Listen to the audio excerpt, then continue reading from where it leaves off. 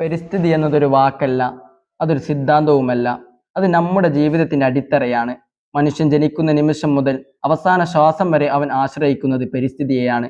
നാം ശ്വസിക്കുന്ന വായുവും കുടിക്കുന്ന വെള്ളവും കഴിക്കുന്ന ഭക്ഷണവും ഇതൊന്നും നമ്മൾ നിർമ്മിച്ചതല്ല, അള്ളാഹു നമുക്ക് നൽകിയതാണ്. അതിനാൽ പരിസ്ഥിതി സംരക്ഷണം എന്നത് ഒരു തിരഞ്ഞെടുപ്പല്ല, അത് നമ്മൾക്ക് ജീവിക്കാൻ വേണ്ടിയുള്ള അടിസ്ഥാന ആവശ്യമാണ്. ഇന്നത്തെ ലോക വികസനത്തിന്റെ പേരിൽ അതിവേഗം മുന്നോട്ട് പോവുകയാണ്. വലിയ കെട്ടിടങ്ങൾ ഉയരുന്നു, റോഡുകൾ വ്യാപിക്കുന്നു, വാഹനങ്ങൾ വർദ്ധിക്കുന്നു, വ്യവസായങ്ങൾ വളരുന്നു. ഈ മാറ്റങ്ങൾ കാണുമ്പോൾ നമ്മൾ പുരോഗതി കൈവരിച്ചു എന്ന് തോന്നാം. എന്നാൽ ഒരു നിമിഷം നിർത്തി ചിന്തിക്കുക, ഈ പുരോഗതി യഥാർത്ഥത്തിൽ നമ്മെ രക്ഷിക്കുന്നതാണോ അതോ നശിപ്പിക്കുന്നതാണോ? കാരണം ഈ വികസനത്തിന്റെ പിന്നിൽ ഒരു നിശബ്ദ നാശം നടക്കുകയാണ്. കാടുകൾ ഇല്ലാതാകുന്നു, നദികൾ മലിനമാകുന്നു, വായുശുദ്ധി നഷ്ടപ്പെടുന്നു. ഈ മാറ്റങ്ങൾ ഒരുമിച്ച് ചേർന്ന് മനുഷ്യന്റെ ജീവിതത്തെ തന്നെ ഭീഷണിയിലാക്കുകയാണ്. ഒന്ന്, പ്ലാസ്റ്റിക് മലിനീകരണവും മൈക്രോ പ്ലാസ്റ്റിക് ഭീഷണിയും. പ്ലാസ്റ്റിക് മലിനീകരണം ഈ നാശത്തിന്റെ ഏറ്റവും വ്യക്തമായ ഉദാഹരണമാണ്. നാം ഉപയോഗിക്കുന്ന ഓരോ പ്ലാസ്റ്റിക് വസ്തുവും ഉപയോഗിച്ചതിന് ശേഷം എവിടെയെങ്കിലും ഉപേക്ഷിക്കുന്നു. അത് നമ്മുടെ കണ്ണിൽ നിന്ന് മറയാം, പക്ഷേ ഭൂമിയിൽ നിന്ന് മറയുന്നില്ല. അത് മണ്ണിൽ കിടക്കുന്നു, വെള്ളത്തിൽ ഒഴുകുന്നു, കടലുകളിൽ അടിഞ്ഞുകൂടുന്നു. ഇന്ന് ശാസ്ത്ര ലോകം നമ്മെ ഭയപ്പെടുത്തുന്ന മറ്റൊരു സത്യം കണ്ടെത്തിയിട്ടുണ്ട്. അതാണ് മൈക്രോ പ്ലാസ്റ്റിക്സ്. നമ്മൾ വലിച്ചെറിയുന്ന പ്ലാസ്റ്റിക് പൊടിഞ്ഞ് ചെറിയ തരികളായി മാറി ഇന്ന് നമ്മൾ കുടിക്കുന്ന വെള്ളത്തിലും കഴിക്കുന്ന മത്സ്യങ്ങളിലും എത്തിക്കഴിഞ്ഞു. നാം പ്രകൃതിയിലേക്ക് എറിയുന്ന വിഷം പ്രകൃതി കൃത്യമായി നമ്മുടെ ഭക്ഷണ തളികയിലേക്ക് തന്നെ തിരിച്ചെത്തിക്കുന്നു. ഒരു കാലത്ത് പ്രകൃതിയോട് ഇണങ്ങി ജീവിച്ചിരുന്ന നമ്മൾ ഇന്ന് ഉപയോഗിക്കുക, വലിച്ചെറിയുക എന്ന സംസ്കാരത്തിലേക്ക് മാറി. രണ്ട്, വായു മലിനീകരണവും ശ്വസിക്കുന്ന വിഷവും. വായു മലിനീകരണം മറ്റൊരു നിശബ്ദ കൊലയാളിയാണ്. നാം ഓരോ ദിവസവും പതിനായിരക്കണക്കിന് തവണ ശ്വാസം എടുക്കുന്നു, പക്ഷേ ആ ശ്വാസം എത്രത്തോളം ശുദ്ധമാണെന്ന് നമ്മൾ ചിന്തിക്കാറില്ല. വാഹനങ്ങളുടെ പുകയും ഫാക്ടറികളുടെ പുകയും വായുവിനെ വിഷമാക്കുന്നു. ജീവിക്കാൻ വേണ്ട ശ്വാസം തന്നെ ജീവന് ഭീഷണിയായി തീരുമ്പോൾ അതിനെങ്ങനെയാണ് നമുക്ക് പുരോഗതി എന്ന് വിളിക്കാൻ കഴിയുക? മൂന്ന്, ജലക്ഷാമവും ജലാശയങ്ങളുടെ മരണവും. വെള്ളമില്ലെങ്കിൽ ജീവനില്ല എന്ന് നമ്മൾ പറയാറുണ്ട്. എന്നാൽ ഇന്ന് നമ്മുടെ നദികളും കുളങ്ങളും തോടുകളും വറ്റിവരളുകയാണ്. അല്ലെങ്കിൽ അവയെ നമ്മൾ കക്കൂസ് മാലിന്യങ്ങളും പ്ലാസ്റ്റിക്കുകളും തള്ളാനുള്ള ഒരിടമാക്കി മാറ്റി. ഭൂഗർഭജലത്തിന്റെ അളവ് ഓരോ വർഷവും താഴേക്കാണ് പോകുന്നത്. കുഴൽ കിണറുകൾ നിർമ്മിച്ച് ഭൂമിയിലെ ആഴങ്ങളിലെ വെള്ളം നമ്മൾ ഊറ്റിയെടുക്കുന്നു. കുന്നുകൾ ഇടിച്ചു നിരത്തുന്നു.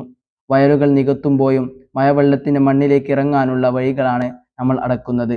നാല്, കൃഷിയിലെ വിഷപ്രയോഗവും നാശവും. നാം കഴിക്കുന്ന ഭക്ഷണത്തിന്റെ കാര്യവും ഇന്ന് കഷ്ടത്തിലാണ്. കൂടുതൽ വിളവ് ലഭിക്കുന്നതിനായി രസവളങ്ങളും മാരകമായ കീടനാശികളും മണ്ണിലേക്ക് തളിക്കുകയാണ്. ഇത് മണ്ണിന്റെ ഫലഭൂഷ്ഠിതയെ ഇല്ലാതാക്കുക മാത്രമല്ല, മണ്ണിലെ ഉപകാരകളിതമായ ജീവികളെ മുഴുവൻ കൊല്ലുകയും ചെയ്യുന്നു. അഞ്ച്, കാടുകളുടെ നാശവും വന്യമൃഗ സംഘർഷങ്ങളും. മരങ്ങൾ ഭൂമിയുടെ ശ്വാസകോശങ്ങളാണ്.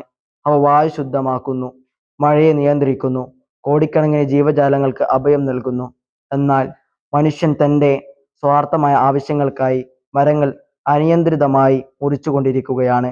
ഒരു മരം വളരാൻ വർഷങ്ങൾ വേണ്ടിവരും, എന്നാൽ അത് മുറിക്കാൻ ചില നിമിഷങ്ങൾ മതി.